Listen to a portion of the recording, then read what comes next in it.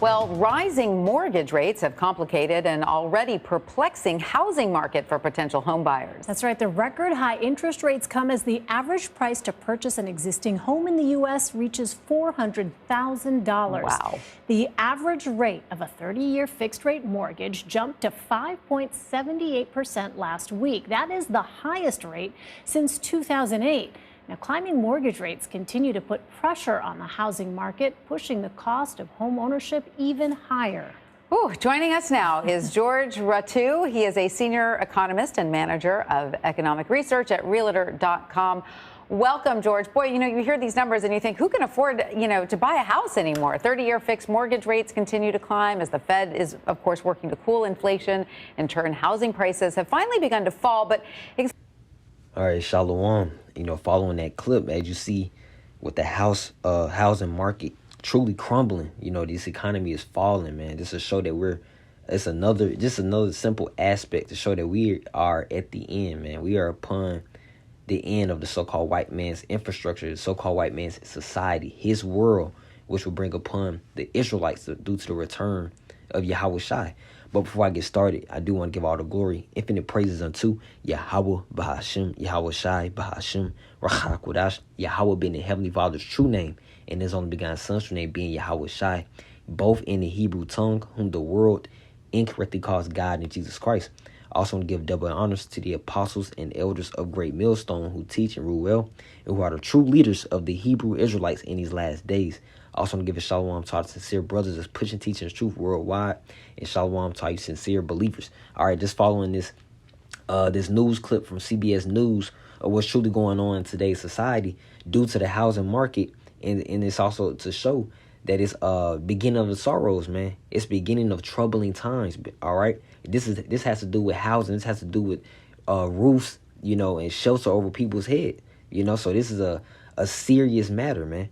Okay, and it's affecting people on an everyday basis in these times we're living in, man. It says, as you see here, it says mortgage rates, the highest, since 2008. All right, back 2008, that was the start of the recession. Okay, and due to these interest rates, man, the monthly payments are going up. You're losing out on equity on the value of your home. Okay, all these things going into these troubling times we're about to enter into. And this is the Lord's doing this to the so-called white man society. All right. The Lord is doing this, man. OK, so I want to start with Malachi. All right. Chapter 1. Hey, because the Lord is going to throw this place down. All right. So I'm going to start at verse 1. This is Malachi chapter 1, verse 1. It reads, the burden of the word of the Lord to Israel by Malachi. All right. And that's the same message we're coming with, because Malachi in the Hebrew is Malachi, means my messenger. Okay, we're the Lord's messengers, man, of warning our people of what's going on in the world, giving it reasoning according to the Bible, explaining it, relating back to the scriptures, correlating it. All right. Verse 2, it reads, I have loved you, saith the Lord, yet ye say, wherein hast thou loved us? Was not Esau Jacob's brother, said the Lord, yet I love Jacob. Jacob being the forefather of the Israelites, man.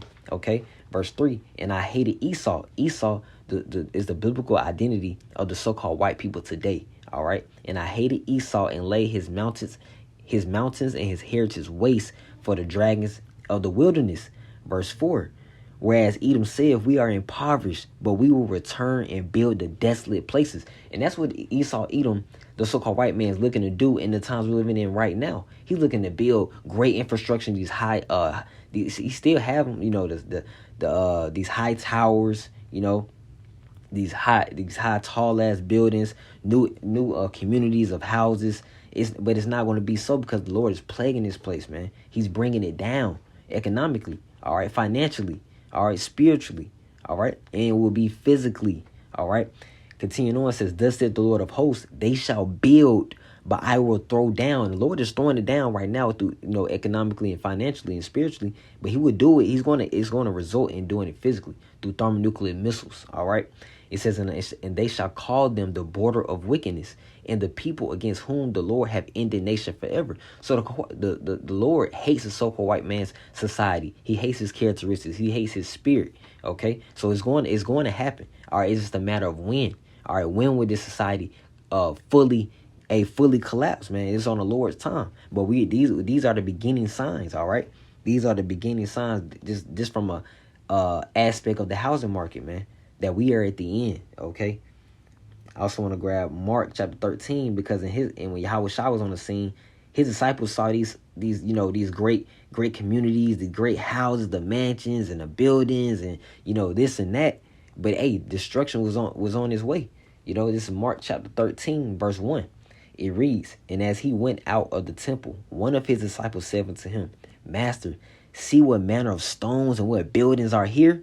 And Yahushua answering said unto him, Seest thou these great buildings?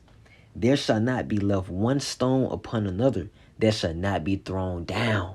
All right, you got so many high rises. You got so many great amusement parks and stadiums and arenas. All right, that's gonna all get destroyed according to the Bible. All right, and these people don't believe. You see the disciple coming to them. Damn, do you see these great buildings? How they were built, how they look, fancy, lavish. The modern. Okay, great stones, great material being used. Hey, the Lord's like, man, all right, this should not be one that's not thrown down. Verse 3. "And as he sat upon the Mount of Olives over the temple, Peter and James and John and Andrew, his disciples, all right, and within the 12, it says, asked him privately, Tell us, what shall these things be? And what shall be the sign when all these things shall be fulfilled?" Okay, and then we're coming into these times of the end right now as we're living, man.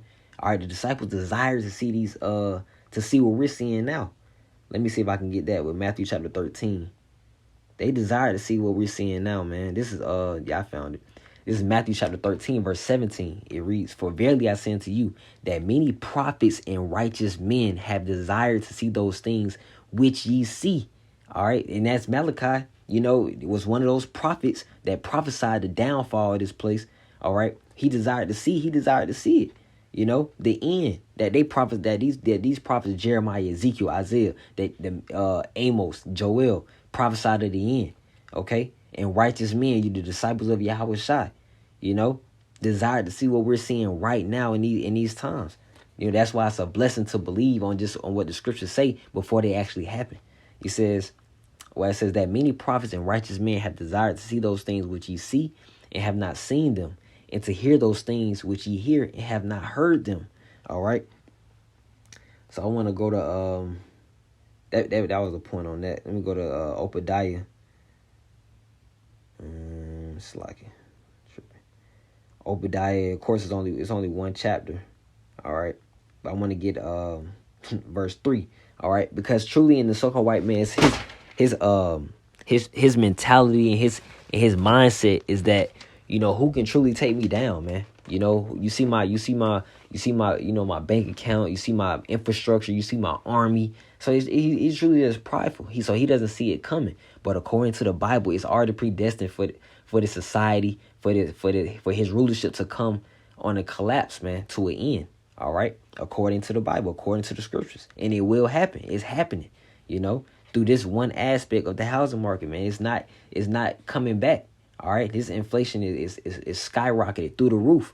The video mentioned, CBS mentioned the interest rates being damn near almost at 6%, whereas a couple years ago it was at about 3%, 2%. Even some could have locked in rates at 1%. The economy is collapsing, man, which will also usher in that device that is mentioned in Revelation chapter 13, verse 16, that charagma. All right. But this is Obadiah chapter 1, verse 3. It reads, "The pride of thine heart have deceived thee." And those people that's reporting these news, and these reports and articles, they really they're reporting the bad news. But they don't truly see it coming to fruition. They don't see this society coming to an end. So they're just reporting it as, oh, it's bad right now, but it's going to get better. No, it's not, man. All right. "The pride of thine heart have deceived thee." These people are still prideful. We've never reporting these articles and the downfall of this place. All right, "that thou dwellest in the cliffs of the rock, whose habitation is high, that saith in his heart, Who shall bring me down to the ground?" That links up right to the scriptures. That's how we know the mentality of these devils, man, of these so-called white people today. All right, Esau, Edom, who's who was given, of course, by the Lord. All right, this society, man. All right, this rulership, okay, through prophecy, through Bible prophecy. All right. But he doesn't truly see it coming to an end. All right, but that's how the Lord has these people in a trick bag. Let me get Psalms 49. Hopefully this is the right Psalms 49. Yep. Psalms chapter 49, verse 11. It reads, their inward thought is that their houses shall continue forever. That's why Esau Edom mentioned in Malachi chapter 1. He says, we are impoverished, but we will build, man. And we will build great, but the Lord's going to throw it down. All right, they're not fathoming that part. They're not understanding these warnings that we're giving to our people being you Negroes, Latinos, you Native Americans who are Hebrew Israelites according to the Bible. They're not taking heed to these warnings. They're just fanning their hand. Don't think anything's going to happen. The Lord is it's the Lord that's plaguing this place ultimately, man. All right. Their inward thought is that their houses shall continue forever, in their dwelling places to all generations, that they call their lands after their own names. All right. And that's what they do. All these streets and buildings, it's all after their cultures and their lineages, man. Okay. To put forth that stamp of that ownership, that authority on this society. All right, but then they think it's going to last forever, and that's not the case. And they fooled our people as well. That's why the scripture said, "Let no man deceive you." They got our people fooled, man. All right, thinking this place is going to last forever. Like, no way. The Mercedes-Benz Stadium down in Atlanta, Georgia, is going to be destroyed. No way. People can't see this stuff happening. All right, but it's happening. It's happening already, economically and financially, man. All right, and truly spiritually as well. All right, and it's going to bring upon the next phase of it physically happening. And part of that even being the reason is because his messengers and his prophets are chanting this place down. I wanted to get that account in Joshua chapter 6. All right, chanting this place down, man. We're blowing the spiritual trumpet. All right, through this word, through this gospel. All right, because this word shall be preached in all the world, then shall the end come. All right. So I want to get Joshua was an Israelite, of course, Israelite general at that led the Israelites to the land of Canaan. All right. Where we were unwelcome, and this is going to the walls of Jericho. All right. So this is Joshua chapter 6. I'm going to start at verse 20.